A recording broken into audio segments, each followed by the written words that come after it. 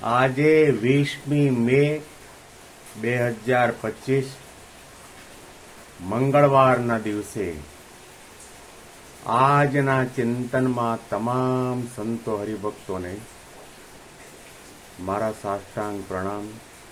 જય સ્વામિનારાયણ. આજનું ચિંતન નંદ સંતોના કીર્તનો, મર્મ અને રહસ્ય. પધારો ને સહજાનંદજી હો, ગુના કરીને માફ. પધારો ને સહજાનંદજી હો, ગુના કરીને માફ. છેલ્લા ઘણા દિવસોથી આપણે વૈરાગ્ય મૂર્તિ સદગુરુ નિષ્કુળાનંદ સ્વામીનો સમાગમ કરતા હતા. એના ધીરજાખ્યાનના ધીરજ સમ નહીં ધન રે સંતો એ પદની ગઈકાલે આપણે સમાપ્તિ કરી. આજે આપણે મહારાજને વશે જેમને અનન્ય પ્રેમ લક્ષણા ભક્તિ છે, જે મહાન કવિ છે, જે મહાન સંગીતકાર છે, અને કેવું હોય તો કહી શકાય કે ભગવાન સ્વામિનારાયણના મહિમાનો જે ચંદ્ર છે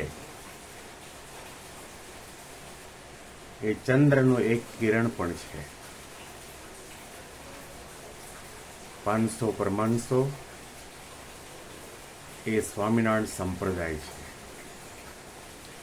20 લાખ હરિભક્તો એ સ્વામિનારાયણ સંપ્રદાય છે. મહારાજે બાંધેલા ગગનચુંબી મંદિરો એ સ્વામિનારાયણ સંપ્રદાય છે. મહારાજે આપેલું બ્રહ્મ અને પરબ્રહ્મનું માયા પરનું જે તત્વજ્ઞાન એ પણ સ્વામિનારાયણ સંપ્રદાય છે. આજે આપણે એવા એક સંતનો સમાગમ કરવા જઈ રહ્યા છીએ કે ભર સભાની અંદર ભગવાન સ્વામિનારાયણે જેની ભક્તિ માટે, પ્રેમ માટે, સમજણ માટે પ્રમાણપત્ર આપ્યું છે અને કહ્યું છે કે જે સાધુને આવી રીતે ભગવાનની મૂર્તિનું અખંડ સ્મરણ અને ચિંતન થાય છે, એવા સાધુને તો સભામાંથી ઊભા થઈને સાષ્ટાંગ દંડવત પ્રણામ કરીએ. એવા પ્રેમ સખી પ્રેમાનંદ સ્વામીનું પદ આપણે સાંભળવા જઈ રહ્યા છીએ. પ્રગટ ભગવાનને વિશે પ્રેમ એ જ ભક્તિ છે. પ્રગટ ભગવાનને વિશે નિર્દોષ ભાવ એ ભક્તિ છે. પ્રગટ ભગવાનને પરબ્રહ્મ માનવા, સર્વોપરી માનવા, પરમાત્મા માનવા, પુરુષોત્તમ માનવા, અનંત કોટી બ્રહ્માંડના એકમાત્ર કરતા હર્તા માનવા, સદા સાકાર દિવ્ય અલૌકિક મૂર્તિ માનવા, માયા પરનું તત્વ માનવા, એ સાચા સ્વરૂપની અંદર ભગવાનના વિશેની ભક્તિ છે. પ્રેમાનંદ સ્વામીનો સમાગમ એટલે ભગવાન સ્વામિનારાયણનો સમાગમ. પ્રેમાનંદ સ્વામીએ લખેલા જે પદો છે એના એક શબ્દને ભગવાન સ્વામિનારાયણનું સ્વરૂપ કહી શકાય. કારણ કે એક પદ એ કલમથી નથી લખાયા, ભાવથી લખાયા છે, પ્રેમથી લખાયા છે, મહિમાથી લખાયા છે. એક શબ્દની ભીતરની અંદર પ્રેમ સખી પ્રેમાનંદ સ્વામીનો હૃદયનો પ્રેમ છલકાય છે. પધારો ને સહજા નંદજી હો, ગુના કરીને માફ. પધારો ને સહજા નંદજી હો, ગુના કરીને માફ. પ્રેમાનંદ સ્વામી ભગવાન સહજાનંદ સ્વામી મહારાજને આમંત્રણ આપે છે, વિનંતી કરે છે, પ્રાર્થના કરે છે, પ્રભુ મારા હૃદય મંદિરમાં પધારો. હે મહારાજ મારા મન મંદિરમાં પધારો. હે મહારાજ મારા નેત્ર મંદિરમાં પધારો, કર્ણ મંદિરમાં પધારો, વાંગમય મંદિરમાં પધારો.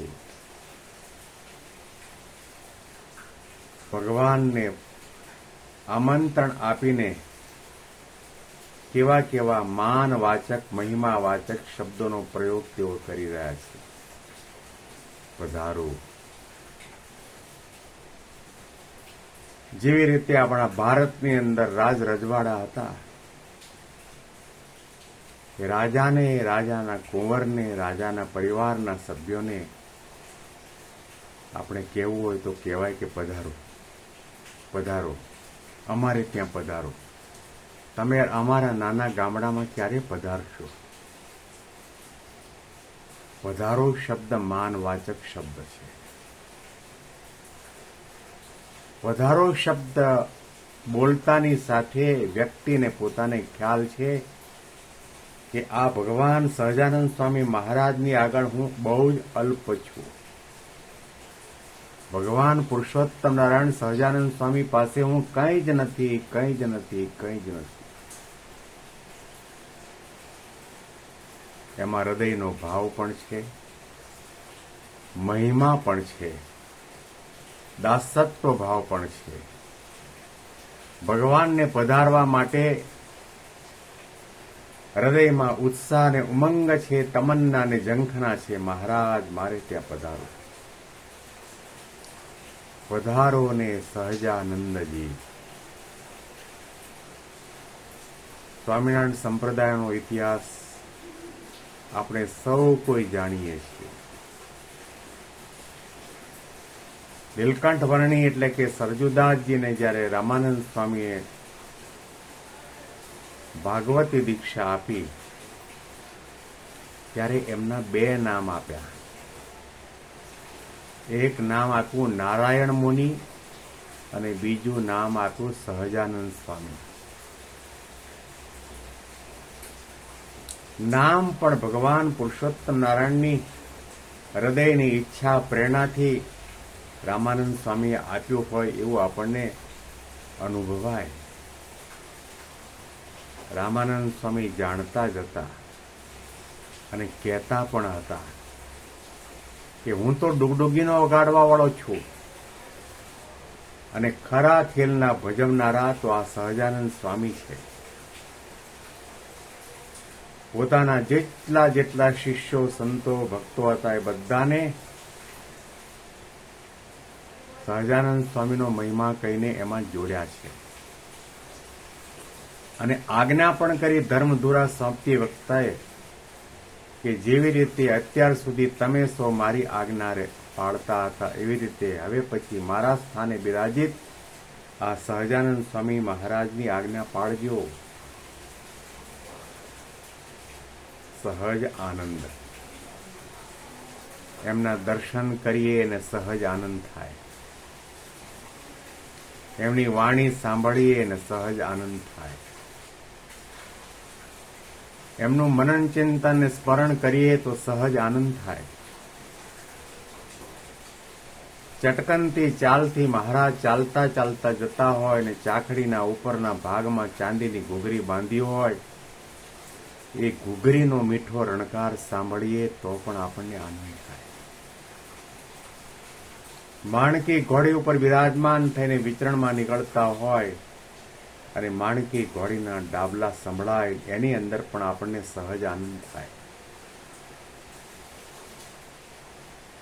રંગે રમતા હોય, ગેલા નદીમાં સ્નાન કરતા હોય અને પંગતમાં પીરસવા માટે નીકળતા હોય અને સભાની અંદર કોઈ જોલું ખાય ને પોતાના કરકમળમાં મોટા મણકાનો બેઠકો હોય તે ઉઠાવી અને જોલા ખાનાર વ્યક્તિને માથા ઉપર મારતા હોય એનું સ્મરણ કરીએ અને દર્શન કરીએ તો પણ આપણને સહજ આનંદ થાય.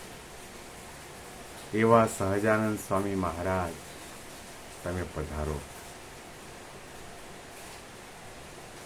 ભગવાનને આમંત્રણ આપવાની જરૂર છે.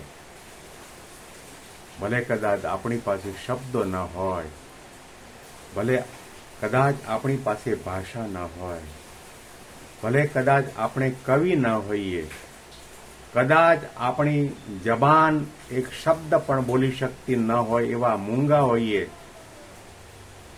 તો પણ હૃદયના ભાવથી આપણે ભગવાનને પુકારીએ.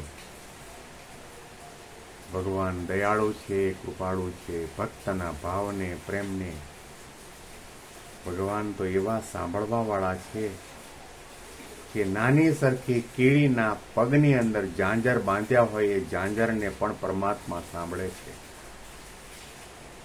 અદ્ભુત પ્રાર્થના છે. આ પંક્તિ ઉપર વિશેષ ચિંતન આપણે આવતીકાલે સાંભળીશું. અને આ પદને લખવાવાળા ભગવાનના અતિ અતિ અતિ કૃપાપાત્ર સંત એવા પ્રેમાનંદ સ્વામીના ચરણ કમળમાં આપણે કોટી કોટી વંદન કરીએ.